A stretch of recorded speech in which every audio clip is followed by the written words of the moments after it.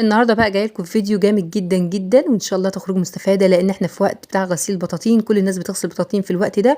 هقول لك بقى على خلطه نعملها مع بعض، خلطه جباره، خلطه هتنسف معاكي اقوى. يعني لو في بقعه مستحيل ان هي تنضف معاكي هتنضف، وكمان هتشيل كل الاتساخات بدون غسيل وبدون فرشه وبدون اي حاجه. البطاطين هتنضف بدون اي تعب ولا جهد، هتلاقي البطاطين نطرت معاكي كل الاتساخات وكل البقع. وكمان هقول لكم على اختراع هنعمله في الفيديو، هينضف معاكي البطاطين غير المسحوق اللي احنا نعمله او غير الغسول اللي احنا نعمله. حاجه كده جباره، بكوبايه من اللي احنا نعملها دي مع بعض، كوبايه سحر، كوبايه كده اختراع، مكونات كده نعملها مع بعضينا من غير اي تعب. لو عندك 20 بطانيه تغسليهم من غير ما تتعبي ولا تحطي ايدك ولا كمان تغسلي برجلك ولا بايدك ولا تذنبي ولادك في غسيل البطاطين زي ما بعمل كده. لا، انسي بقى كل الطرق اللي احنا بنعملها دي، ونعمل بالطريقه اللي احنا نعملها دلوقتي بطريقه سهله جدا. المكونات اللي احنا هنعملها مع بعض. بس يا ريت قبل ما نبدا يا ريت تشتركوا في القناه، لو اول مره بتشوفيني تشتركوا في القناه، اشتراك ينورني، وما تنسينيش في اللايك، يا ريت ما تبخليش عليا باللايك. تعال بقى نشوف المكونات اللي معانا. معايا كوبايه من الميه او كوبايتين بالظبط، لو عايزه تضعفي الكميه ضعفي الكميه.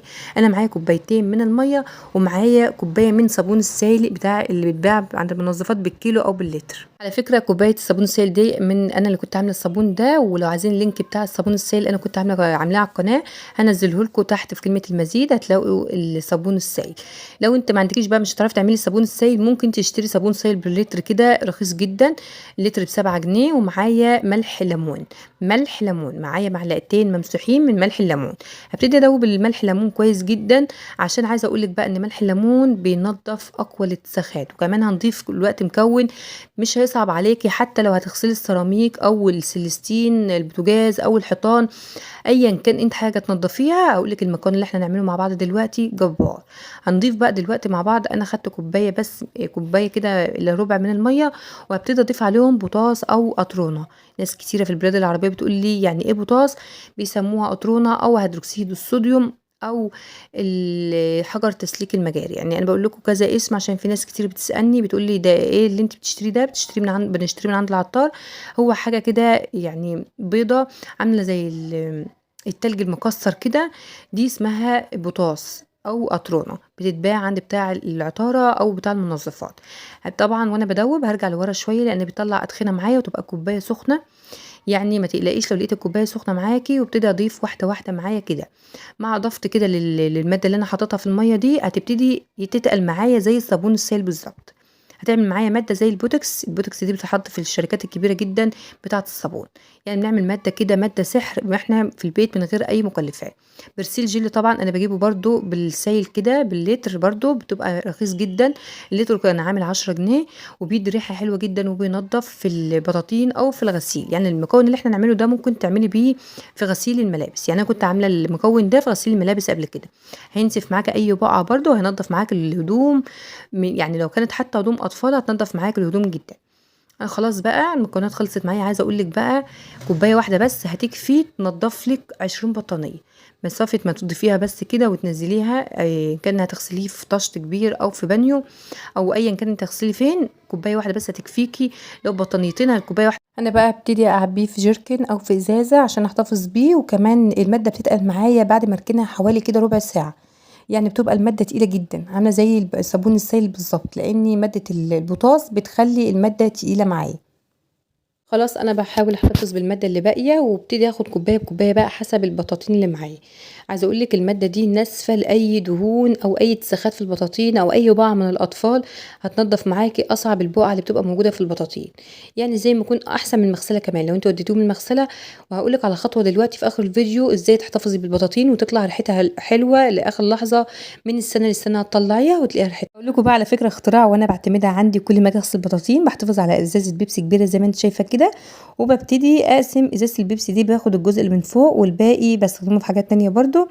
ببتدي بقى اخد الجزء اللي من فوق ده بالسكينه كده، واقوم جايباها وقصها بالسكينه او بمقص، ومش محتاجه اكتر من الجزء اللي فوق في الفيديو ده بالذات. يعني انا دايما بعتمد على الخطوه دي لما باجي اغسل البطاطين، بتسهل عليا كتير كتير جدا وبتريحني من غسيل البطاطين.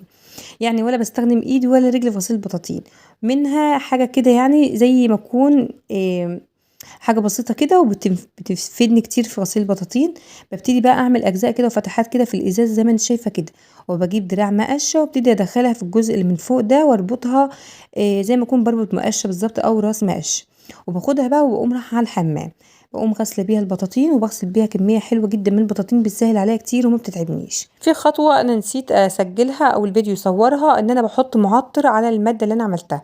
يعني المعطر بيخلي ريحه البطاطين كويسه، ولو الملابس برضو بتخلي ريحه الهدوم كويسه. اي معطر عندكم ممكن تضيفوه على الخلطه اللي احنا عملناها دي.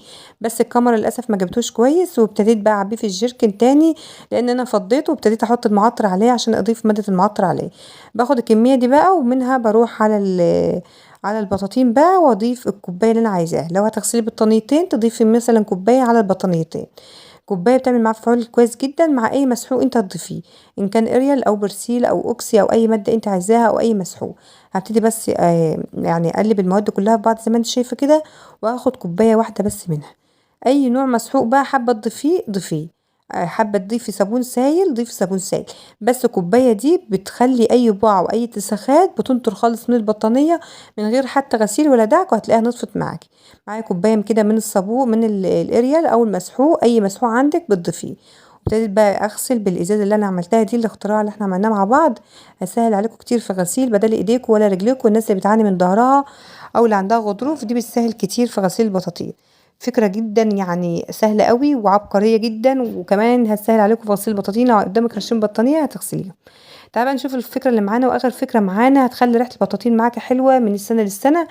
ولو حطاهم تحت السرير برضو هيطلعوا ريحتهم حلوة جدا بالفكرة اللي احنا هنعملها مع بعض. عايزة اوريك الرغوة من الفكرة اللي احنا عملناها.